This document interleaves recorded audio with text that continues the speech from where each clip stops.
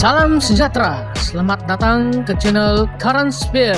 Jangan lupa like, share, dan subscribe. Cobaan seludup 2.500 karton minuman keras dari Labuan gagal. Kota Kinabalu. Cobaan menyeludup masuk minuman keras menggunakan jalan darat gagal apabila kegiatan berkenaan berjaya dikesan Jabatan Kastam Diraja Malaysia JKDM. Rampasan dilakukan di kilometer 1 Jalan Lama Papar Penampang, Kampung Novuong, di sini kira-kira jam 11 malam 12 Jun lalu oleh pasukan serbuan unit operasi penguatkuasaan Kota Kinabalu. Semua minuman keras dipercayai dari Labuan yang dibawa masuk menggunakan sebuah lori rigid itu dianggarkan bernilai lebih 347.223 termasuk duti dan cukai.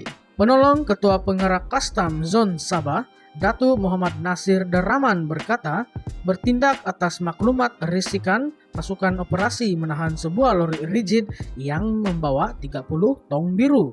Katanya, hasil pemeriksaan lanjut mendapati terdapat 2.500 karton minuman keras disusun di bawah tong biru yang disyaki cuba mengelak cukai dan duti untuk pasaran tempatan. Pasukan operasi turut menahan seorang lelaki berusia 43 tahun yang juga pemandu lori berkenaan untuk siasatan lanjut. Siasatan lanjut mendapati semua minuman keras berkenaan coba disembunyikan di bawah tong biru berkenaan untuk mengaburi mata pihak berkuasa. Katanya pada sidang media di Wisma Penguatkuasaan Sepanggar di sini hari ini. Muhammad Nasir berkata hasil pemeriksaan lanjut mendapati semua minuman keras yang tidak bercukai dipercayai diseludup masuk dari Labuan untuk dipasarkan di Kota Kinabalu.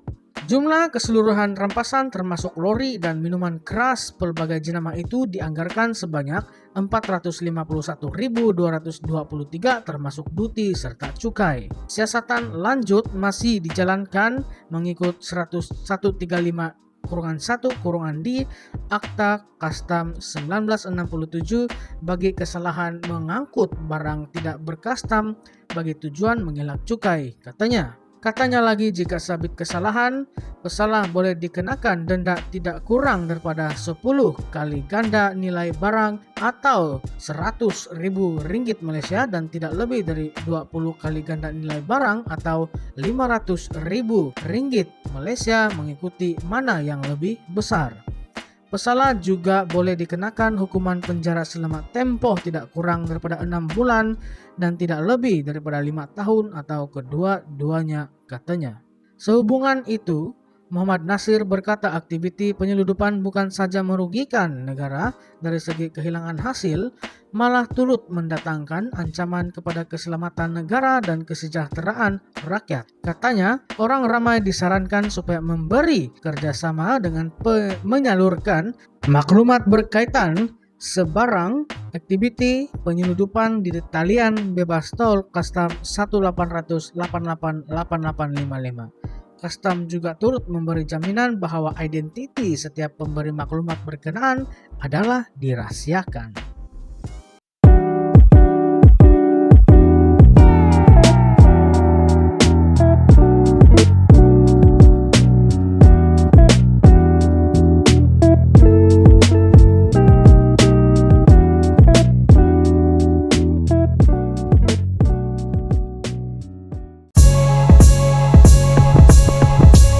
Salam sejahtera, selamat datang ke channel Current Sphere.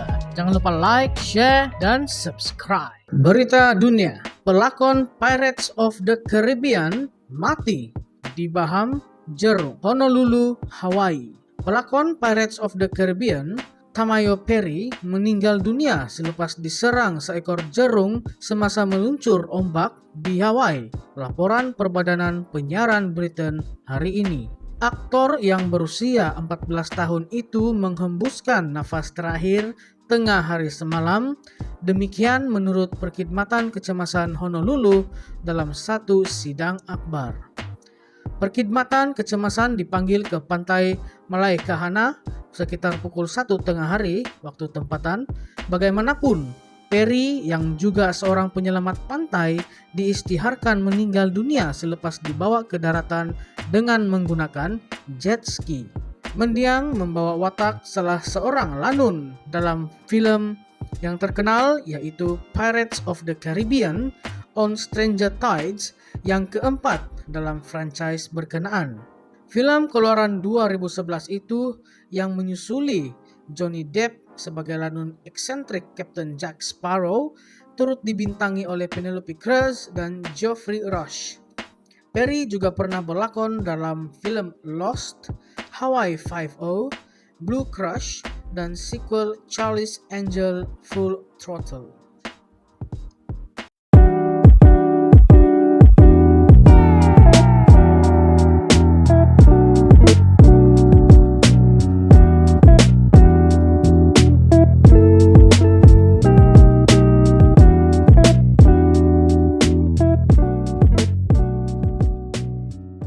I try first before the players.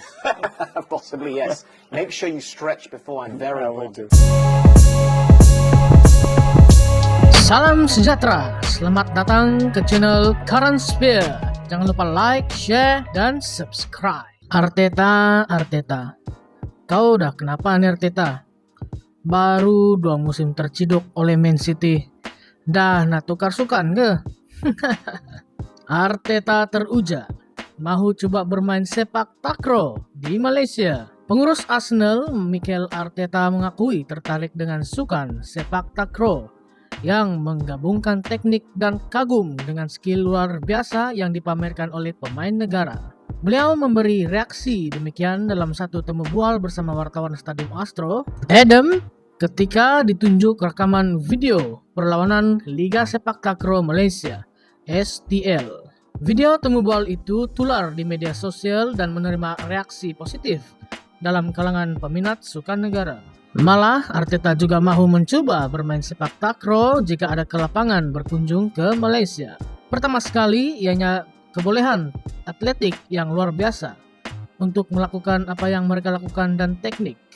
Permainan yang menakjubkan, saya ingin mencobanya. Saya akan coba yang terbaik. Saya memang teringin nak main permainan ini, kata Mikel Arteta, pengurus Arsenal itu. Adam kemudian mencadangkan mungkin selepas ini Arsenal mengunjungi Malaysia untuk aksi pramusim. Dan Arteta setuju sambil berkata, saya akan pastikan saya main dulu permainan ini sebelum pemain saya. Sukan sepak takraw sentiasa didominasi oleh negara Asia Tenggara dan kini semakin dikenali di beberapa negara Eropa termasuk Amerika Serikat. Pada pandangan Anda, posisi mana yang sesuai untuk Arteta jika beliau bermain sepak takraw?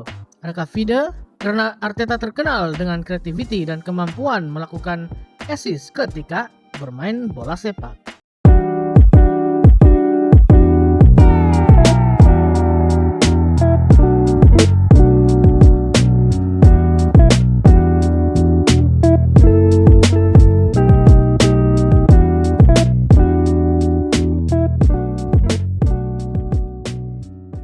I'm going to show you a video of sepak takraw. For people who haven't seen it, it can seem a bit crazy, but I just want to know exactly what you think. You're a technical player yourself. Your honest assessment. Well, first of all, unbelievable athleticism to do what they do and technique. And yeah, beautiful game. I would love to try it, that's for sure. Are you able to stretch like that now? Not like this, but I will try my best. I would love to play that game. One day, I'm not sure if you've been to Malaysia in pre-season of Arsenal as a player, but hopefully we'll have you there to try it. I try first before the players. Possibly, yes. Make sure you stretch before I'm very I will important. do.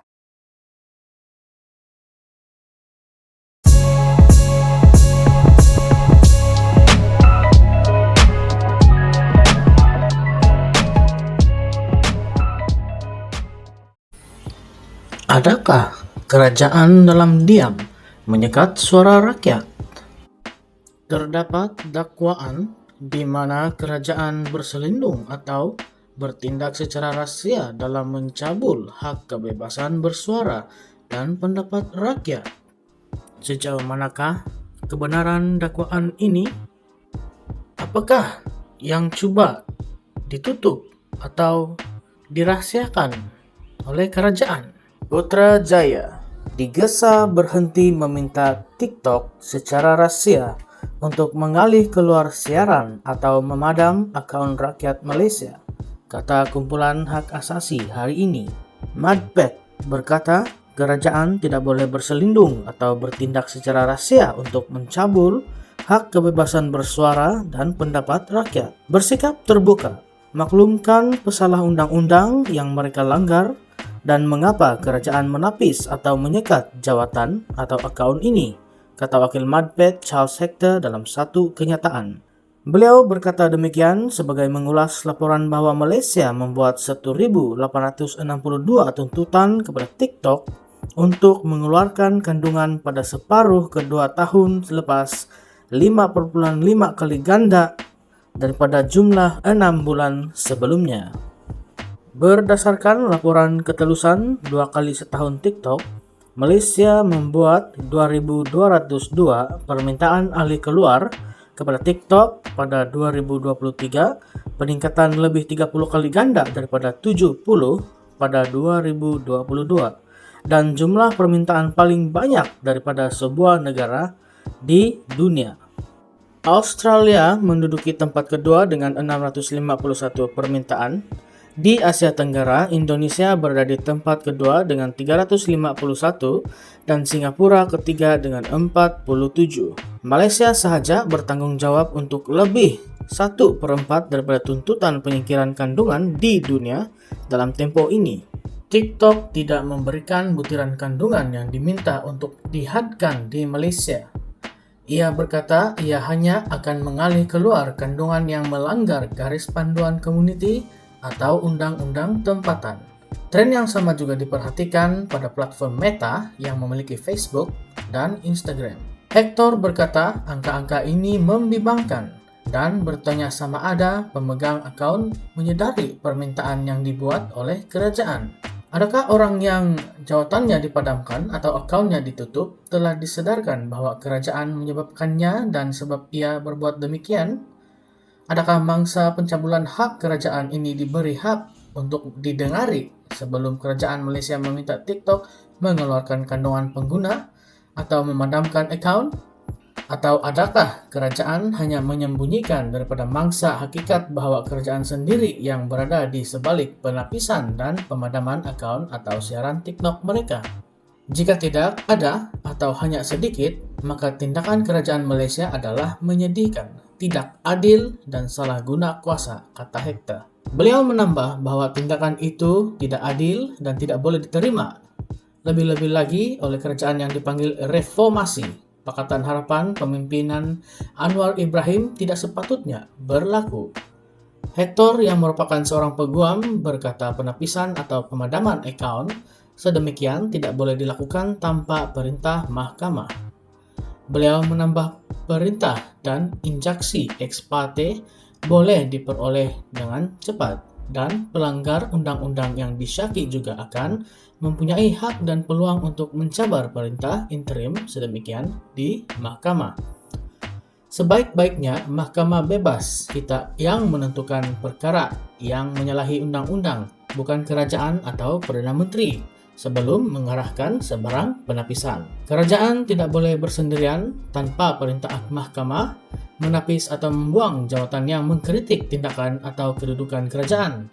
Dan Malaysia mesti sentiasa mempromosikan dan mempertahankan kebebasan bersuara, pendapat, dan akhbar. Beliau menambah bahwa kerajaan mesti secara aktif meminta TikTok untuk menghentikan tapisan atau sekatan akaun yang terjejas. Madpet juga percaya bahwa pengguna ini berhak untuk memohon maaf dan pampasan atas kehilangan hak sementara, katanya. Tambahannya, Menteri Komunikasi Fahmi Fadzil mesti mendedahkan dengan segera bilangan permintaan penyingkiran kandungan yang dibuat kepada penyedia perkhidmatan atau pemilik aplikasi lain seperti Facebook, Gmail, Google, WhatsApp, Telegram, Instagram, Twitter, dan aplikasi lain yang serupa pada 2023 dan 2024.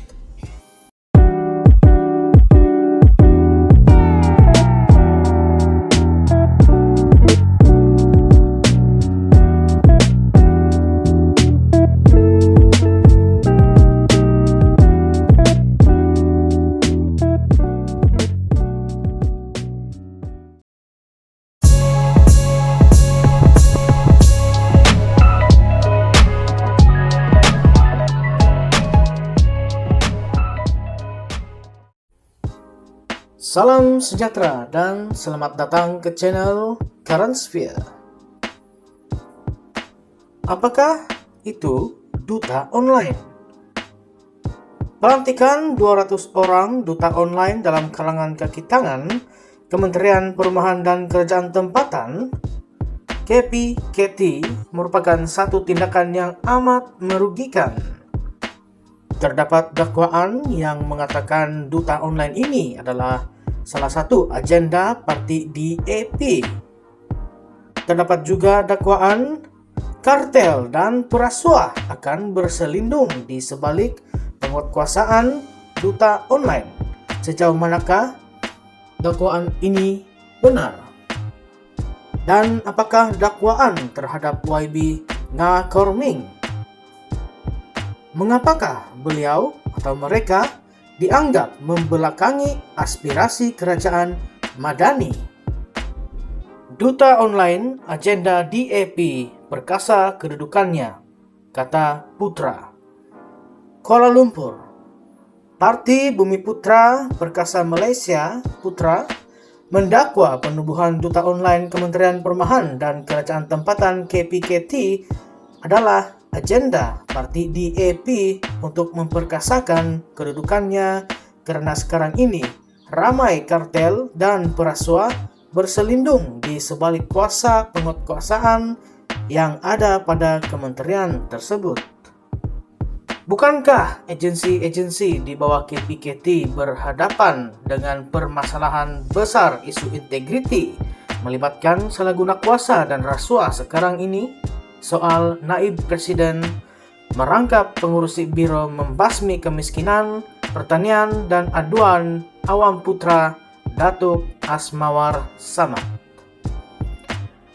Menurutnya, Putra membantah keras cadangan tersebut, berkata permasalahan seperti ini sepatutnya dibantras oleh agensi siasatan bebas seperti Ombudsman yang masih dalam cadangan untuk ditubuhkan dalam tempoh terdekat.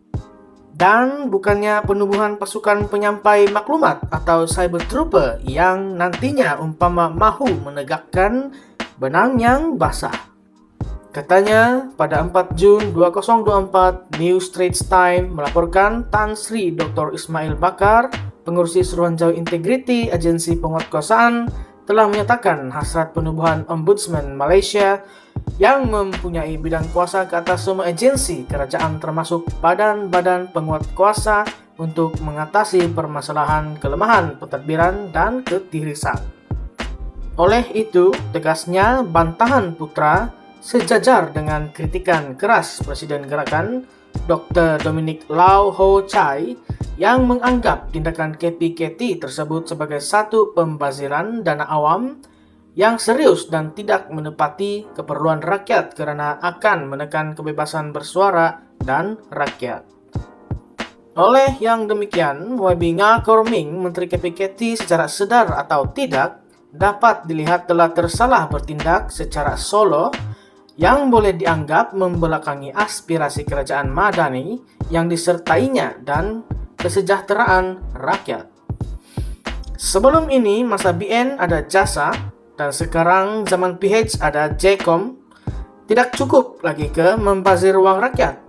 Ini semua untuk melaksanakan agenda politik parti menggunakan dana kerajaan yang merupakan rakyat, ujarnya lagi.